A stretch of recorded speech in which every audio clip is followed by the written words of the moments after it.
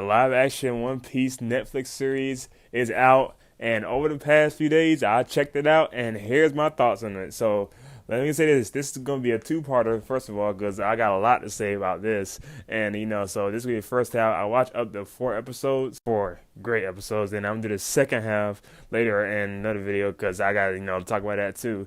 But yeah, I decided to do like this in two parts. So yeah, this is part one, and y'all see part two later. So yeah, the One Piece live action series. Now, I told you before that I didn't do a video about it, but I said before that I know people was hating the first trailer, but I liked it. But then I loved the second trailer, and then as soon as it got closer, I saw the interviews with the cast members and stuff, and I could see how passionate it was with this. Oh yeah, it's rad, bro. It's gonna be a good series, and I learned the budget and orders behind it. Yeah, no, this is not gonna fail. And it was some doubters out there, man. They're saying like all live adaptations are ass and this and this. It's not gonna be no good ones, but I knew this was gonna be an exception, bro. This is gonna be an exception. So I checked out the first episode, and an hour and 7 minutes. I was like, oh, this is gonna be a long one, but it was actually a great first episode. And I know it's been a while since I, watched One Piece. So I'm so far ahead of it. I watched so many episodes. So I kind of forgot the beginning a little bit. I know the major parts, but I don't know how exactly that it flowed together in the manga and the anime. But either way, they still also added some new things which I like. But they got a core beginning down, like Luffy.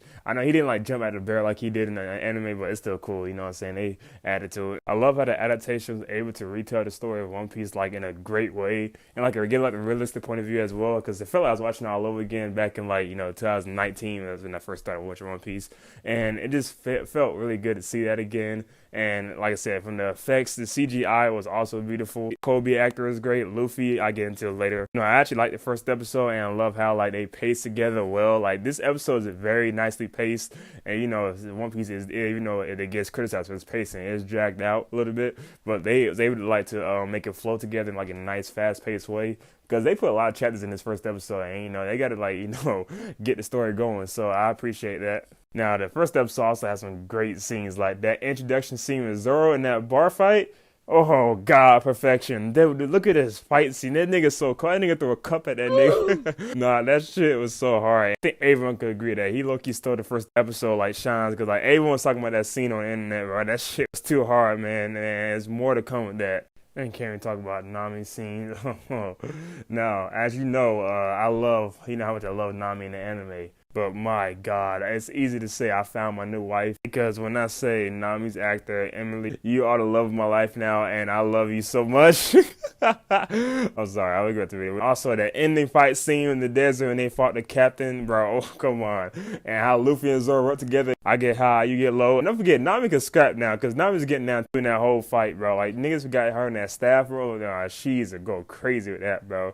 Now, niggas think she a navigator. Nigga comparing her to Sakura. Watch out, man. Look at what she's doing right here, man. Come on. Overall, I think the episode was actually really good. And it served the purpose of okay, we're only getting started right here, but this is a great start. And now let's see what's more to come. And with episode 2, we got Buggy. This is his own episode, man. Cause you understand how much I respect Buggy, and I ain't gonna lie, I didn't like him at first too, but dude, over time he grew on me because of how stupid this guy is, bro. He's one of my favorite characters in the whole One Piece. And Buggy, he's such a troll. And then hey, I'm not gonna spoil nothing, but if you're a manga reader, just look how far he came, bro. This thing, it's ridiculous. That whole Circus Olay shit, bro. Nah, I think this episode was better than the first, but dude, this episode is so nice, even in terms of animation and CGI. Dude, come on, the chop stuff, bro. The whole head spinning, the Shanks backstory with Luffy, and that whole dragon. Dude, look at this CGI, bro. This is unlimited budget works, bro. Come on, at its finest. That shit is amazing. And I was like, dude, with the budget of 138 million, yes, that's the budget. I better see some good shit. And here we are, man. Shanks' eyes scaring off the dragon were greatly done. And the direction of this episode was actually extremely dark. I ain't gonna lie, the way they show how Luffy is drowning and then him also drowning back in backstories, then parallels and cutting back to each other, the demonstration of how dark these villains could get to. And this was really nice storytelling. Felt like this should have been in theaters, how crazy the story was getting. in the live action. Whew.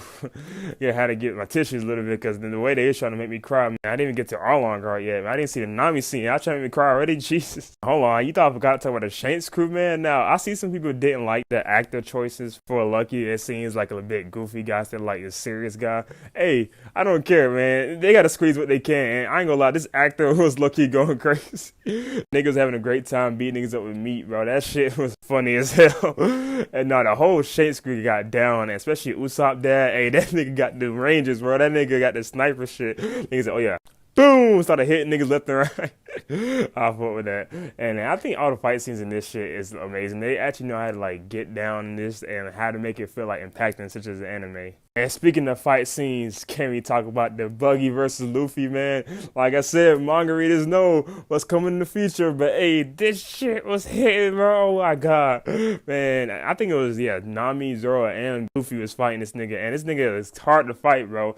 And then Luffy finally uses brains and shit. You know, he's beating those dumbass MC allegations. So look at this, come on. And he was able to defeat Buggy with locking his body parts away. And love how they did, same as the anime. He knocked that apart. And I like, this is my favorite episode. The live action stuff line. I'm on episode 2. So what niggas saying this live action is ass, they tripping, bro. 2 episodes in and it's already like knocking things off the checklist. And I was actually satisfied already. But hey, I didn't say, I was like, let me wait a little bit because I know how this goes. It happened with Cowboy Bebop live action. So I was like, I was messing that first and then later on it got bad. So I was like, let me just wait a little bit. But I was still pretty happy because I was so satisfied. Anyways, episode 3 and 4.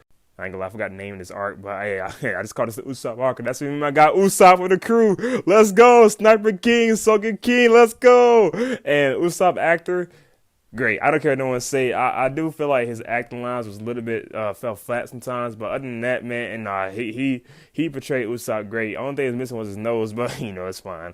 I get into why they got rid of that in a minute, but you know, let's talk about one of the things that impressed me in most of these episodes was the scenery and once again the direction, because the way they bring these scenes to life from the anime to these episodes, I love so much. And I gotta point it out because I think people overlook this too, but nah, this is like this the way they show how like great the mansion was and how beautiful like the flowers, the color things, and just you know how the clothes in this bit, man, drip out straw hats, man.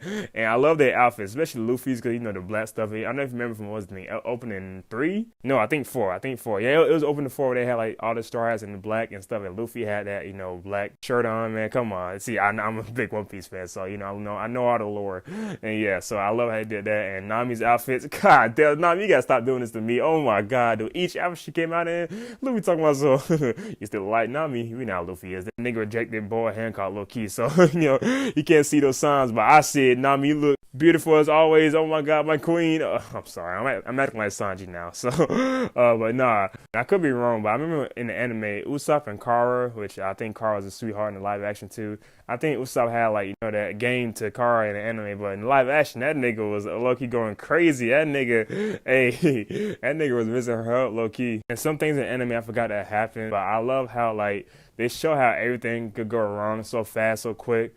Like this nigga Luffy legit being dumbass. Like, I'm sorry for saying what the dumbass MC cases. He making it hard to defend him, but he drunk that whole poison stuff, and that messed him up. And then Zoro got snuck and giving Faith a one-on-one, and Nami got caught stealing. Lucky Kara was cool, because if that was anybody else, GG's, bro, you'd have been arrested on the spot. And then Usopp became another case of the boy who cried wolf, which is a great storytelling, and I love how they fleshed that out more in the live action. Like, I think they did a good job in anime, but like live action, you know, nice and quick and stuff.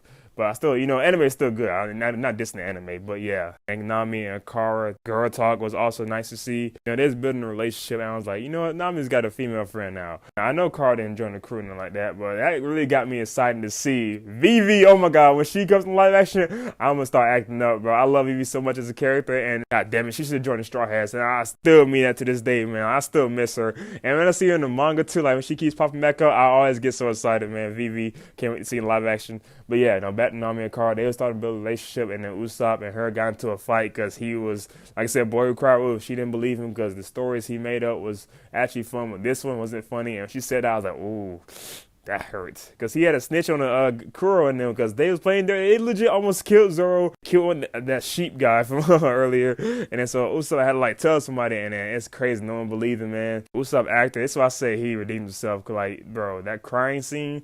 Like, you just see how broken he was. Like, dude, like, it's not like, Oscar-worthy type acting, but damn, this is still pretty good. I feel this nigga, bro. Like, damn, like, that shit lucky hurt to see. But it's cool because everyone got their get back in episode 4, and I mean, oh my god, this is probably my favorite episode now, at least so far. Because, man, Luffy, Kuro, Usopp helped out, man. Zoro fighting 2 niggas at once, man. That handicap, they never get a nigga faith of one-on-one, so he said, fuck all that, take both of y'all sorry-ass niggas on. Let's go. And that nigga started getting down. And also, I almost got to mention the Zoro backstory. In live action. It hurts me every time I see it. When they do recaps in the anime, when they do flashbacks, and now live action, it still hurts to see that Kuina and that whole story. I wish she was alive. I'm gonna say that now because just imagine that she'll be in a new world. Oh, damn it. One Piece loves to break my soul, but yeah, no, they did this great job. But yeah, the backstories, the fights, all took the show for this, and like it all came together like, a big build up for the episode 3 and the episode 4 paid off, man. You see Luffy get serious for the first time in live action, and man. And I like Kuro as like a first villain in One Piece because I remember that stood out to me. Cause I was like, this is the point where like One Piece to get good to me. Like it was nice to see in the beginning how like how people say it's good from episode 1, but like I thought I was like giving him a chance, but this Kuro fight, I was like, oh yeah, this arc, Usopp arc was like, yeah, this is actually good, and he's one of my like early on One Piece villains that anyone forgets about, but I love. So yeah, I was like, they can't fun with him in the live adaptation, and they did it. This nigga was so evil, bro. The way he was like chanting Kara's name and like saying come out and slicing things, bro. This nigga became a monster, bro.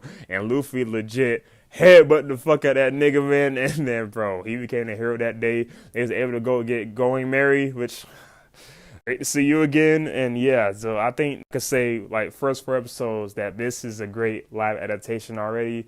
Man, from the ships, the Going Merry looks so good, the CGI, the wonderful, wonderful actors that I think should get paid for their goddamn job. Come on, Netflix, bro. I would say which is my favorite, like Luffy, Nami, Zoro actor. But man, I can't. I love all the Straw Hats so far, and I love even like the minor characters like Kobe. Like his actor is great. Captain Morgan and his son was great. Garp, the younger actors like young Luffy, young Zoro, Kuina. Like, dude, they all did a great job in this. Like, there's no bad acting. Like I said, some parts were like it's like okay, it's a little odd, but that's like a good 10% of the show. Like the rest is actually really great to see. And as an avid One Piece fan, man, if you don't know, One Piece is one of my favorite animes. If you want to see if it's my actual favorite or like top 3, subscribe, man. I got a video coming out when I hit 10K on my top anime list, so you'll see when it's on there. So yeah, subscribe. Anyways, but yeah, no, it's one of my favorite animes. So when I see he's got live adaptation, I was like, oof, this is gonna be a little worrisome because, like I said, it just past adaptations not so good. But I could easily say so far it broke the curse. Now I know. Kenshin was probably first to do it, or Bleach. Some people say that was good live adaptation, and Attila, which I still got to see, and Gintama was another one that people don't talk about that also had a great live adaptation. It had 2 movies, yes sir. I bet One Piece, but yeah, no, 4 episodes in, and so far I'm loving it. I can't wait to watch the rest, and I'm so happy as a One Piece fan because we got great manga, Gear 5, and now live adaptation. That being said, I'll see y'all in part 2. Don't worry, it'll come out soon. At least I try, a lot of stuff going on right now. But yeah, I'm out, man. Oh, bye.